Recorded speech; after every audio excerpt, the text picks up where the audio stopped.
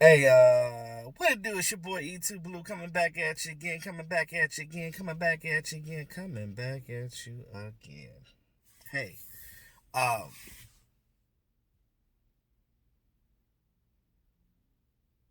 that's just how I feel right now. I just, I have a lot to say, but at the same time, I don't know what to say. If that makes sense at all, I don't know if that makes sense, but I will say, and I'm gonna talk about this team and some of the things that I've seen and to try to reiterate some of the stuff I've heard out here in the streets from like talking heads and just the absurd things I hear. And I'm kind of disappointed to hear certain things by certain analysts that are former football players, former NFL players. Now look, I'm not always right, and nobody's always right. We're human. We make mistakes. Now, when I talk about things, I try to put things in a perspective for you guys to understand that, like, sometimes things are not always what they seem. You know, if you do a little bit more research and use a little bit more common sense, you can kind of figure certain things out on your own without listening to the crap that you hear on these things. I really wish that somebody would just pay me to host my own sports show. I if I could get a contract by a network to get my own show, I'm telling you it would be lit. I will have people on there that know what the hell they're talking about. Because me personally, I'm not about lying to you guys. I'm not about giving you some bull just to get ratings. I don't care about all that stuff. I get it. They're big networks. They need their ratings. And what more thing as far as sports gets more ratings than to talk about the Dallas Cowboys, and not only to talk about the Dallas Cowboys, but talk about them in a negative connotation. Why not, right? So, as a fan, it pisses me off when I hear certain things, and I don't know why I put my feelings into these things because again, I don't get paid for this team, or nor do I get financial gain from them. So it doesn't for anything for that matter. Um, and the way YouTube is now, it ain't you technically do this for fun. But again, I love the interaction I get from you guys, and some of you guys generally like my content, so I keep bringing it because you guys want to hear it. So, and if it were ever a case where subscribers said, "Hey, E2, we don't like you, we don't want to hear from you," like, whoa, is that a general consensus?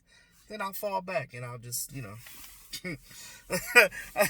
I'll just walk with my tail in between my legs and go figure it out. But as a person that's played football at certain levels and somebody that knows the game and someone that pays attention to the NFL, not just the Dallas Cowboys, but I pay attention to a lot of other people's teams. So like when people want to have arguments about certain players and things of that nature, like I can talk about any team in the NFL. You know what I mean? Like I know a little bit about every team because I pay attention. But another thing is this: it just these analysts are paid for what they do, and they're paid good, especially the ex players. And I don't know if there's a script behind what they're doing. It probably is. And again, I have my degree in broadcast com, so I done been on radio, television. I know how the format clock works. I get it. You know what I mean? I think I would make an amazing host. It's all about the presence. It's all about how articulate you are and how well you are able to keep a general conversation going. And it's smart to know what you're talking about. It really is. Now, Jason Whitlock, I'm sorry, LeVar Arrington, and all those guys, they're all talking about Dak Prescott and whether he's a franchise quarterback or not. And of course, Jason Whitlock always has something negative to say about the Cowboys, but I try not to ever watch them because it irritates me to no end. It really does. And I saw it pop up in my YouTube app, and I just read the title, and just reading the title made me clickbait, I guess, right? It sucked me in. They got me. God damn it, they got me. But I'm listening to it. I'm like, are y'all fucking serious? Excuse my French. Are y'all serious? Are y'all serious right now? Like, they say that Dak Prescott ain't a franchise quarterback because all of the numbers that he gets in is in garbage time, blah, blah, blah. So when you talk about a franchise quarterback, right, you're talking about the whole body of work, not just what the production that they did that game, that season, or that stretch of games. You're talking about the full body of work. Dak Prescott is just beginning his run, okay? And first of all, guys, I'm talking about the analysts. If y'all did y'all research, y'all would know, and it's pretty much common sense if you've been following football, because Dak Prescott is only in his 4th season, so we're not that far removed from Tony Romo. You do know that Ezekiel Elliott, because they're always talking about he can't do it without Zeke. Well, Zeke's not, as you guys say, is not playing well, but he has over 1,000 yards. Actually, 1,071 yards.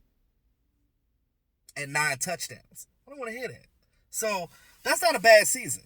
Now, he's not getting those big chunk plays like he was getting before, like 40 yards for a touchdown, 70 yards for a touchdown. No, because teams are circling in on him. And what the Dallas Cowboys fail to do is scheme, and that's coaching. So, is it Dak Prescott's fault because Ezekiel Elliott, because the defenses are playing well against him, and is Dak Prescott catching the ball and dropping? Because we lead the league in drops. Is Dak Prescott throwing and catching the ball too? And again, I don't make excuses for nobody. Because again, as a YouTuber and a vlogger, I don't care. I don't know any of these players nor personally. I may have met some, but I don't know them personally. So I don't have anything to gain by trying to protect them. I don't care. I speak the facts. I speak what it is. And I speak about what I see. That's what it is, because I keep it real. So at the end of the day, I'm going to back up Dak, 1, because he's my quarterback, and 2, because if he did suck, trust me, I would say it. If he truly was not able to do it, I would say it.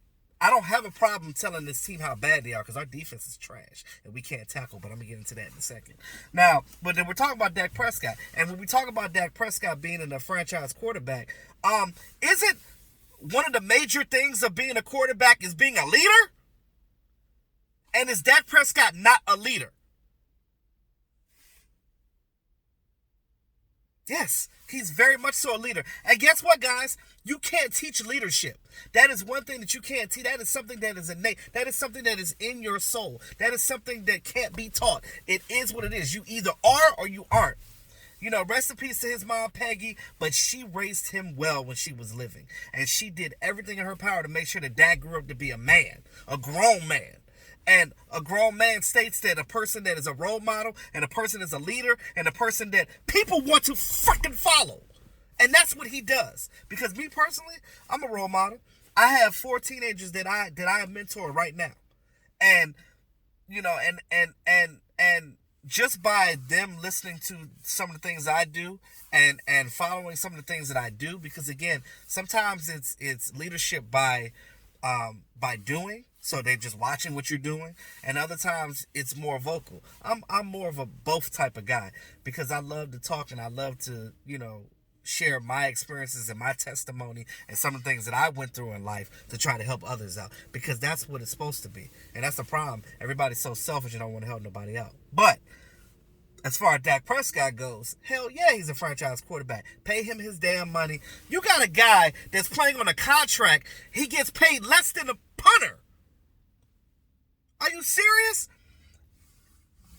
And he is the quarterback of the Dallas Cowboys, and have to deal with the scrutiny of dealing with the incompetency of Jason Garrett and the coaching staff.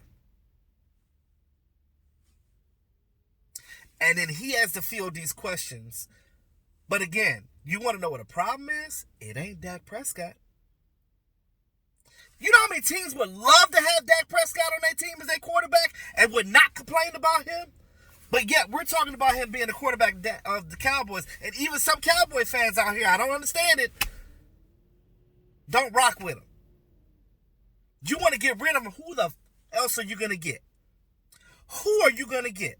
You look at some of the other quarterbacks that came out when he came out that didn't make it. Paxton Lynch, Christian Hackenberg. Where these guys at? Failed. Dak Prescott was what? 134 pick in the draft? 4th round?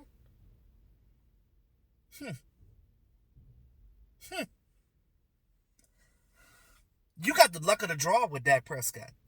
Jerry Jones better be glad that he got Dak Prescott because, again, 4th round picks don't just come out of nowhere and do stuff like that.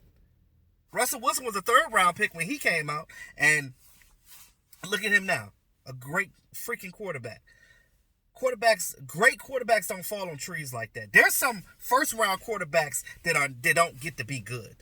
So the fact of the matter that, all the scrutiny that Dak gets, we need to be happy and blessed that we got Dak Prescott right now because the simple fact that it could be worse. You can have a quarterback that can't do nothing. At least when Dak Prescott is, you can see the maturation in him. You can see him get better and better every year. You can see it. You look like when he came out. We did a lot of running. They stopped doing that. You have a mobile type of quarterback. You need to use this guy. He's a big, strong quarterback. He reminds me of like a poor man's Cam Newton when it comes to that. But regardless of some of the passes that he had in garbage time, so is it his fault also that the defense didn't tackle and they let the other team score? So Dak Prescott had no choice but to throw the ball back to try to get the team back. Now let's be honest. Some of these games, Dak Prescott tried his damnedest to try to get this team back winning. But I feel like some of the players have quit. Either they quit or they're just not disciplined. Now, for the most part, 70% of this team is the same as last year. How were we able to rally last year, but all of a sudden we can't do it now? What's the variable? What's the difference? But Dak ain't the problem. Dak ain't hardly the problem. If you don't have Dak, you really going to be in trouble. Because you're going to be... Okay, you go draft somebody. Dallas Cowboys ain't picking in the top 10, nor the top 5. So, you look at Joe Burrow when he come out, Jalen Hurts, what's the other guy name? I forget. But anyway, you got those top guys. Once they're off the board, because Cincinnati going to get one of them. So... you're not going to get a chance to get those guys. So, at the end of the day, you need to go ahead and sign Dak Prescott and stop playing. The fact of the matter that he's still playing for you, and you're disrespecting him by not signing him a contract, let me see some of you guys go out there and be the quarterback of the Dak Prescott of the Dallas Cowboys and get your ass hit by these big-ass defensive linemen week in and week out. He sprained his hand and injured his thumb on his his index finger on his throwing hand, and still out here playing for the Dallas Cowboys on a puss-ass contract.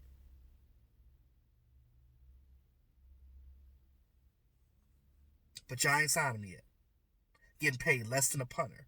And then I heard people, oh, well, he's got all these endorsements, doing all these commercials. What the hell do you expect him to do? He has to do these endorsements and commercials to get his money back that he's not getting from the team. Because I guarantee you, it's not a lack of focus because he's there doing what he needs to do day in, day out. He is a vocal leader and he leads by example. Both. He does both well. And I'm going to be down for him. So that's just what it is. Now, let's slide over to this defense. Now, we all talk about Jason Garrett and the problems with Jason Garrett, but we're not talking enough about this defense and these defensive coordinators that we have on this team that are not doing their jobs as well.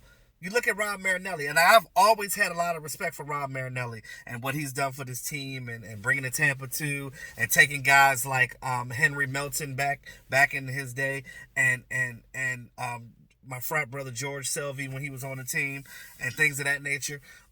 Taking these average guys and making them play much better. That part he's good at. He's good at that when he's like a Jason Garrett of the defense. He has a great philosophy, but when it comes to putting the pen to the paper, it doesn't always work too well. Now, I feel like this team runs offense and defensively. I feel like we're in 2000. We're in the year 2000, the way this team is playing. but you're trying to use schemes from 2000 in 2019. It doesn't work like that because these teams are scheming against that, and they know that the Cowboys don't make adjustments, not much on defense anyway. Like they do a little bit on offense, but Dak Prescott still doesn't have full range of this team. Just so you guys know, it ain't like he's out there like Tony Romo did and just doing his own thing. He's not doing his own thing. He's still doing what he's told. So until he can get a coach in here that gives him more of a range and give him more of the confidence to do him, I think that's where things lie too. You look at on the defense side with Marinelli, I just think that the scheme is tired. We're just tired of it. We need something new and fresh. You have young hybrid linebackers. You have smaller, fast defensive linemen. They're not big guys that are gonna bowl you over. They're very finesse with the way that they play. And because we're a finesse defense, teams are able to use that finesse and that aggressiveness that we play with on defense and turn it against us. That's why we get our ass whooped on screenplays and dump offs and misdirections and read options and quarterbacks running out of their mind when they should not.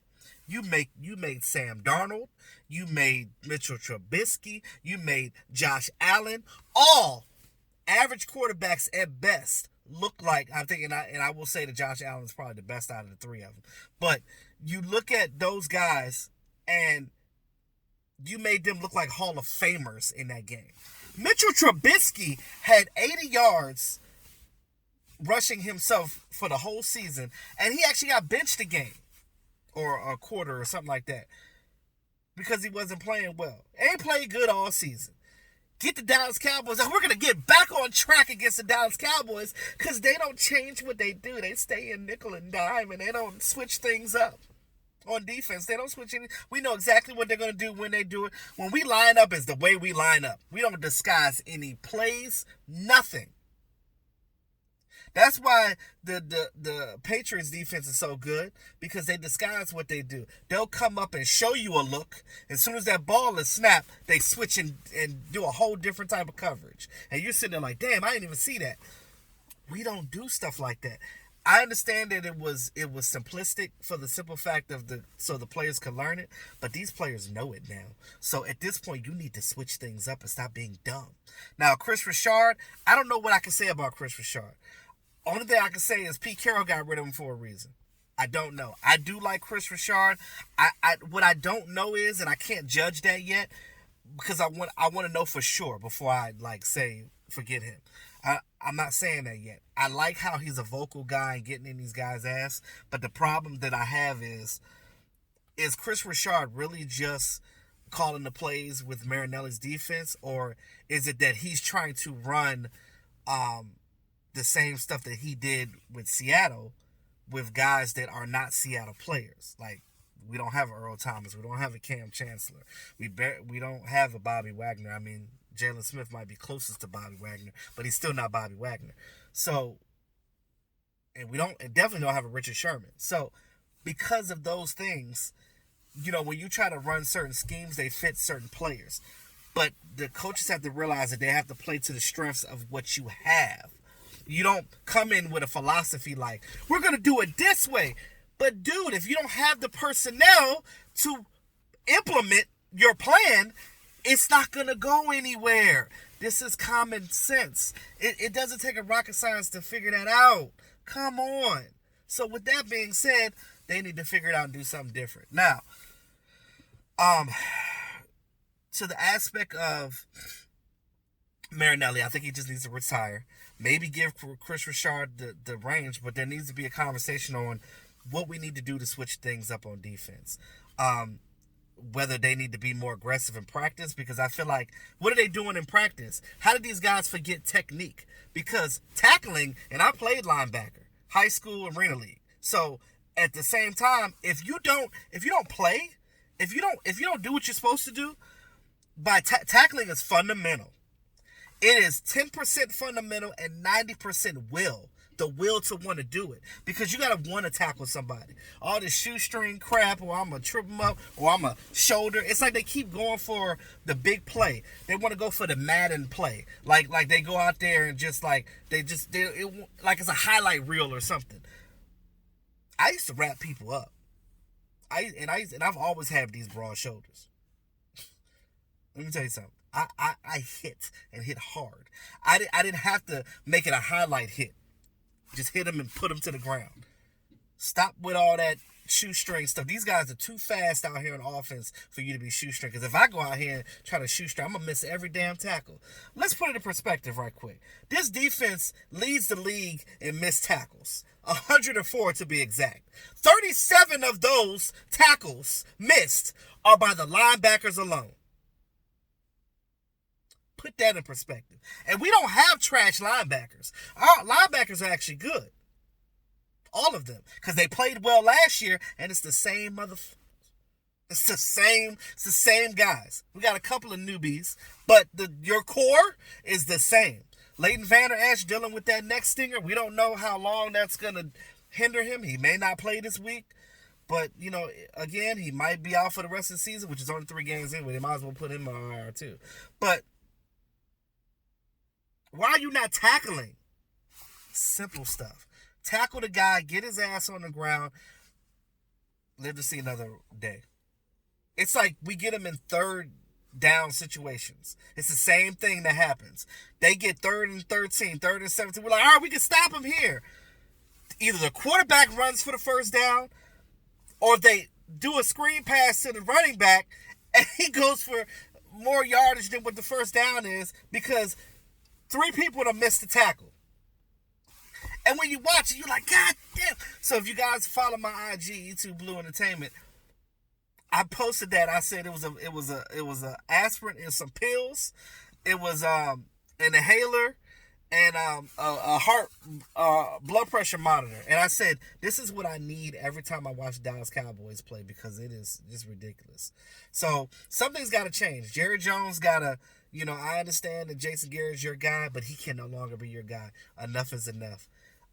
We just need change for change's sake at this point, because we're, as a coaching staff, they're not doing what they need to do to make the necessary adjustments, because other teams make adjustments. How do other teams win with less talent?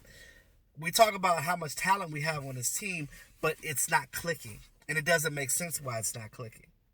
Now, these players got to tackle better, and I don't understand why they're not, because we've seen them do better before. Is it that the coaching staff is being lax and not lighting the fire under their ass? Well, maybe we need to get a coach, not Jimmy Johnson, because I don't know why you guys keep talking about bring back old coaches. They're not coaching anymore. They never will. They're done. They're old. If you get a coach that's stern like Jimmy Johnson or Bill Parcells, you don't have to be like them, but they need to put a fire in these guys to let them know that, like, this is a privilege. This is a privilege to play for this team, not a responsibility. It is a privilege, and you need to be humble, and you need to come in here and play hard. You get your money, your contract, and you play even harder, damn it. Because there's certain players on this team that are trying, you can see it. And there's other players you can see that they're celebrating just because you made a tackle. Well, you missed 37 other ones. But who am I? I'm a nobody. I don't know a damn thing. I'm just speaking on what I see. So let me know what you guys think. It's just the state of this team is just killing me right now. Just trying to make sense of it all. I don't know if we'll ever make sense of it, but hopefully what I say kind of gets to you a little bit and gets you to kind of get the juices flowing. But I will continue to talk about things like this because it worries me, because I do love my team and things of that nature. I don't know what coach is going to be next year, but my whole thing is, when you pick a coach for this team, don't just pick it because it's a big name. It needs to be somebody that's going to work around Dak Prescott, because Dak Prescott is going to be your franchise quarterback. So you have to find a guy that's going to work with him and get him where he needs to be. Shout out to John Kitna. John Kitna's been helping a lot with Dak Prescott, and I'm loving that. I would like Kellen Moore to continue to play calling, because I know that he's making mistakes, but he's still learning. This is his first time being a coordinator of an NFL team, and you got to understand how hard that is. So, because you have coordinators from other teams that's been doing this since before he was born. So, he's just got to learn to get better. So you get a coach that comes in here that works with the quarterback's coach and the offensive coordinator and the tight ends coach to get this, and then the offensive line coach as well, Mark Colombo. Get these guys together and just figure it out. That's all it's about. It's communication and making necessary adjustments because they're not adjusting, and that's the biggest issue in my opinion. So let me know what you guys think in the comments. Shout out to all my subscribers. Appreciate you guys. If you're new to the channel, just hearing about me, where you been? Where you been? Go on ahead and hit that subscribe button. Hit that notification bell so you get this content. It's your boy E2 Blue. Always keeping it real.